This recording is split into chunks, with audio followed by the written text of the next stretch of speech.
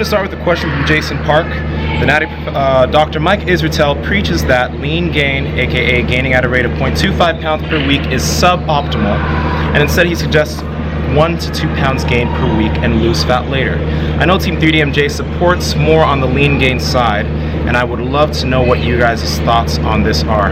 So I think we addressed the dirty bulking before, and how for some people, if it's your first bulk, you can dirty bulk if you want to. I still wouldn't do it just because of the fat loss that has to be done after, but if you want to, you can. What is 1 to 2 pounds a week for you? For example, for me, I'm a much heavier guy, so 1 to 2 pounds a week wouldn't be that much. You mean in terms of like percentage of total? In terms of percentage of total weight, it wouldn't be that much for me to gain. But I would say, a lot of athletes that I work with, I don't just try to aim for a number with them. Yes, we want to see the scale go up, but we're not just trying to shoot for 200 pounds as fast as possible if they're a 160-pound athlete. We try and make sure that we're not putting on too much body fat, we're continuing to gain strength, we're continuing to gain weight at a good pace for that individual, and that may be different for everyone, but just do it in a fashion that's sustainable. Like you said, if you gain too much weight too fast, it's very likely a lot of it's going to be fat, and you're kind of just making it so that whenever you diet down again, it's going to be more work than it would have otherwise been. Although I will say that you probably gain muscle fastest when you are gaining fat. Yeah, I mean, you will gain fat, yeah. Your goal should be not to like take it to either extreme. You want to find that balance. How do you earn an elite or professional status as a 16-year-old 181 powerlifter, raw modern? So there's actually no such thing as a professional powerlifter. You can call yourself that, I guess, if you make a living from powerlifting, but there's no qualification for being a pro. Being elite, every federation will have different requirements or different qualifications, so just check with your federation. On each website, they should have a qualification chart. I don't know exactly what the numbers are, but I know for USPA, they were, for raw 181 juniors, it was fairly low. Like, I want to say it might have been like 12 or 1300. So it's not by any means unreasonable. Like, if you spend a lot of time building strength, you should be able to get to elite fairly quickly. As a junior lifter in USPA, that's the only one I know for sure. I can't say for sure other federations. RJ Aesthetics has a good question. How do you guys best find the balance between strength and powerlifting and bodybuilding? For me, like, my personal mindset is, like, for right now, I'm on a cut. So right now, I'm trying to get lean while maintaining as much muscle as possible and maintaining as much strength as possible. So the goal isn't to continue to try and gain strength in the gym, since I'm on a cut. But when I'm bulking, I think I'm a little bit different than some people in the fact that I do want to try and gain as much strength as possible while I'm bulking. At the same time, I still do all my bodybuilder accessory work, but the reason why I want to gain as much strength as possible while I'm bulking is because it gives me a goal in terms of my numbers. And like, because when I'm bodybuilding, my goal is to get lean, but then when I'm bulking, going to the gym and just doing bodybuilding work isn't as fun for me. I don't really put a difference between bodybuilding and powerlifting. I think that everyone can do both, and a lot of people are trying to separate the two, when I feel like it's not that hard to do both. For both of us, probably we get a majority of our training volume, like in any case, like dieting down or dieting up, we get a majority of our volume from like the compound, the big three. Yeah. If you're trying to compete in both sports, it makes sense. So you want that specificity if you compete in both, but also if you analyze each movement in terms of muscular function, like let's say your squat, you have knee extension, knee flexion, hip extension, hip flexion, adduction, and abduction, 6 muscular functions. You can argue that only 3 of those are primary functions. So it's a pretend it's 3. If you have those 3 primary functions trained in your squat, in order to get the same effect from isolation of single joint exercises, you'd have to choose at least 3 and do those for a similar amount of force over a similar amount of volume. So in some sense, it's probably not only more time efficient, but it's also probably more fun to be doing one movement. But there's no reason that you have to do that if your goal is just to build muscle. Yeah. Fitness Angelo VP, Ian Angelo, says sumo versus conventional deadlift for bodybuilding. Lower weight doing conventional versus heavier weight doing sumo. I don't think that's always going to be true. Like some people are going to be stronger doing conventional just because they're really bad at pulling sumo. And as far as bodybuilding goes, I would say conventional. If your goal is like glute hypertrophy, like your primary movers in either movement is going to be your hip extensors, so your glutes, and your knee extensors, so your quads. Sumo, if you're doing it the way that I think you should be doing it, would be more quad dominant, less hip dominant. If you are conventional deadlifting, it should be more hip dominant, less quad dominant. So it depends sort of what your goal is. And then as far as like powerlifting goes, if that's a question as well, if you can do both of them correctly, there is no argument, as far as I'm concerned, your leverage will always be better pulling sumo. If you can do it correctly. Most people can't. Please learn how to sumo deadlift correctly. one thing you should also think about is this: the frequency of how many times you can do that lift per week. If you're sumo deadlifting 3 or 4 times per week and conventional deadlifting 3 or 4 times per week, I don't know many people that can handle 3 or 4 times a week of conventional pulling. Most people I know that have attempted that have gotten hurt. I do know some people that get away with that now, but they do have optimal leverages for conventional pulling. I know more people that can get away sumo pulling more times per week just because the degree of torso flexion isn't here and they're more upright, so it's not as hard on their back, and they just don't break as much, they don't hurt themselves as much. So I would opt in for sumo just because of the safety. Doesn't mean you shouldn't conventional deadlift, because I do both, but I would opt in for sumo. Another question to add to that, from Kibo this guy asked, you think that an individual built with leverages for conventional can really skyrocket their sumo as their main style of deadlift? I don't think anybody is built for conventional. I think there are people who are going to be better built for conventional than others, but like I said before, everybody, assuming they can learn and consistently perform their sumo deadlift correctly, will do that. They should be sharp pulling sumo. But that's the biggest thing, that most people don't want to spend the amount of time and effort that would require for them to actually be able to pull sumo correctly. From Barbell 1, John Bossy, shout out to John for helping us out with Strength vs. Cancer. You're awesome, I love you. Thanks for all the stuff too. Oh yeah, show them the watch.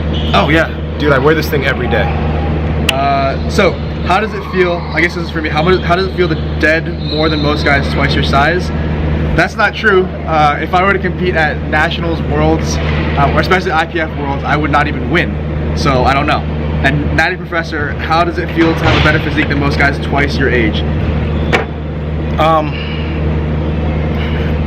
I think you could say that for a lot of people. A lot of guys my age have better physiques than guys twice their age. That's true. I think, yeah. Like Tyler has a lot better physique than guys twice his age. I think for both of us, I think he's probably talking about. I think for both of us, it feels awesome. You know, we're fit and we're young. But okay, hold on. His last question though is, will you guys please make a baby? Funny thing is, we have, and his name is Lawrence to go. From Viet Strength, aka Alexander Wynn. I get sore AF in my lower back from conventional deadlifting, as in it's been 5 days in a row, or it's been 5 days now and I'm still super sore. What do to reduce soreness? Don't conventional deadlift. It gets in the way of my squats. Could it be that I just need more time to get used to training again because of my huge break? Alex took a break because he went on vacation out of the country, and also he was like immediately post bodybuilding season. But I would say the biggest thing is, if you're not recovered, take more time. Yeah. But like you said, conventional is very likely to be more taxing than sumo. Yeah. Either way, for Alex especially, I would say that the main issue there was probably technical. So if your technique is not great, or it's not efficient or safe, you're very likely to be sore for a lot longer than you would otherwise be if your technique was good. And just give yourself a little bit more time, man. That's it. We love you, Alex. Best recommendation for lower back injury from deadlifts? Take time off from deadlifting. Just try and not do too many workouts that are going to aggravate that. So if you're squatting and it aggravates your lower back, stop squatting for a little bit. Do some leg extensions. If you can get away with it, do some leg pressing. I think if you're injured, just make sure you take enough time to recover. Yeah, don't rush into it. Are knee sleeves a necessity? No. Easy answer, right? Yeah, okay, if you're going to compete in powerlifting, you're allowed to wear knee sleeves in your competition or in your federation. You want to get used to lifting the way that you lift in competition. So if you think you'd use your knee sleeves in competition, then get them and wear them in practice or in training. Yeah. Just because it's more specific, you'll get better practice. What is your favorite brand of apple juice? Grape drink. I don't like apple juice, I like some grape drink. Alright, so Lawrence asks, both of your thoughts on increasing metabolic capacity in the off season. Does that mean like whether it's This possible? is more directed at you. Why? He thinks you don't have to. Oh no, absolutely. Like, you don't have to do anything. You can do whatever you want. I just think that if you are off season and you have the chance to improve your metabolism, like we're assuming at this point that there's no argument. I'm sure there is, but we're just gonna assume or accept that you can. Any sport where you have to diet down, having a higher metabolism or a better metabolism will make it easier for you to diet down every time you have to. So in that sense, even if it's a pain in the ass to eat like a lot of food at some point, if your macros get really, really high, you can think of it as if you're putting in the work now to make it easier for you when you diet down. Yeah. And also, I mean, if you diet down and you're able to eat more food, being leaner than you were before, you're going to have more energy output because you have more intake. So your performance level might be higher also, but not everyone has to do it. So, next question: will Nsima place higher than Nippert at your pro debut? Nippert is sexy as fuck. I'm sorry. I don't even want you to edit that out. Nippard has a really Watch out, Robin. good physique. So I think it's really hard to say, because Tyler was even saying it's comes between absolute size, and yeah, I may be bigger. I'm 6'1" and I'm heavier than Nippard, but Nippard's 5'5" and he has some crazy good proportions on his physique. Yeah. So I think honestly, first off, we shouldn't even think that either of us are going to win our class, because we don't know who's going to come. So who knows, if we don't win our class, we might not be competing against each other. But if we do, and I hope I win my class, hope Jeff wins his class. I'm gonna diet down for this show. Surprise I can't everybody. say, just like, I mean, I don't know if you guys have been watching Jeff Nippard, but he looks freaking amazing. So we'll see. I think it could go either way. Nsima strength is absolute size, like that wow factor of just being giant. Yeah, Jeff has amazing structure and proportions for bodybuilding. I wish I had that. But I mean, it's tough. It's probably, assuming that you guys both get into like similar conditioning, it'll come down to whatever the judges like that day. Yeah, whatever they're looking for. Yeah. What will come first, your 700 deadlift or your head exploding? Maybe both at the same time. Who knows? What do you think? 700-pound deadlift. And then my head explodes right after. And then the head explodes right after.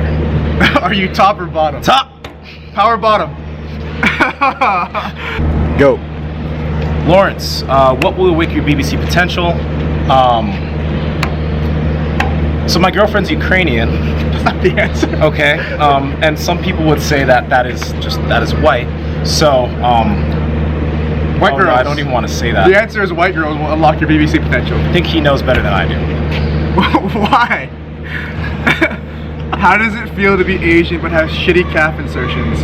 Worst of both worlds? Question mark. I don't know. I kind of feel like with most Asians either have really good calf genetics or really bad calf genetics. Oh man, I've seen some of the most beautiful calves on Asian people. Yeah, and I think I just got like the short end of the stick. But I would say that it doesn't actually bum me out that much anymore, because if anything, I'm glad that my bad body part is my calves and not like my back or my chest or something. They're so small. They are. They're very, very small.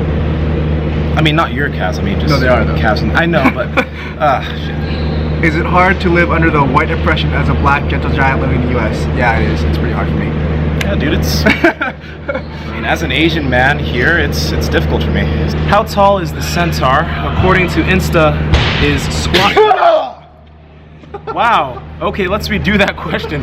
How tall is the centaur? According to Insta squat numbers, seem low compared to quad girth. How does he achieve this volume witchery? For how big I am?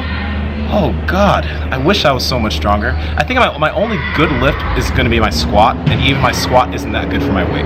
My max squat, like I said before, was 540, whereas Dan Green is like 8 something.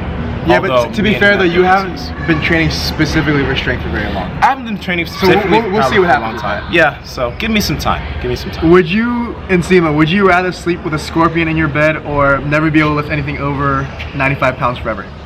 Sleep with a scorpion in my bed. That question made me very, very just sad. Next question. Do you plan on mixing your future children together to get top genetics? Would you raise them Asian or black? I would raise my children white. I'd raise them white. They'd have a much better childhood. Which Korea is the best Korea? If you're asking if you think I'm Korean, I'm actually full Japanese, but I'd say South Korea. North. If you could send a message to the entire world, what would you say in 30 seconds? Ready, set, go. Do your passion. Don't do something because society prescribes you to make it or to do that. So whatever you love to do, even if it's fucking playing games or fucking running, figure some kind of shit out that you can make happen that has to do with your passion, because you will, like, if you're truly living that way, you will find a fucking way. Tyler? I guess my first answer would have been something along the same lines, but without saying the same thing, I'd say whatever you do every day, do your best to be happy. Because I do think that a lot of times people look at others and they're like, oh shoot, that guy's so happy all the time, but I think it does take a lot of effort, and you can influence yourself to be more or less happy. Yeah. What is your favorite main exercise and favorite isolation one, and why? It would be front squats. I really enjoy front squats just because, like, it's a fairly technical movement, not super technical, but it's technical and it's kind of fun for me. I just enjoy it. My favorite isolation movement would be bicep curls. My favorite main movement obviously is deadlifts. Favorite isolation, I don't know. something with your massive lats? No, not really. I don't do a whole lot of isolation work. I don't know, bicep curls. Those are easy. And they're easy fun. to do. Yeah. You feel the bump. You feel like you're coming. Alright guys, thanks for watching. I hope this video wasn't too long. That's why we're splitting into like 4, potentially 5, but I think 4 videos. Yeah, if you want to see the next section of this video, go to his channel. We'll put a link here. Or if you want to see the next section and you're watching his channel, go to my link here. Cool. Thanks for watching. Peace out. Bye.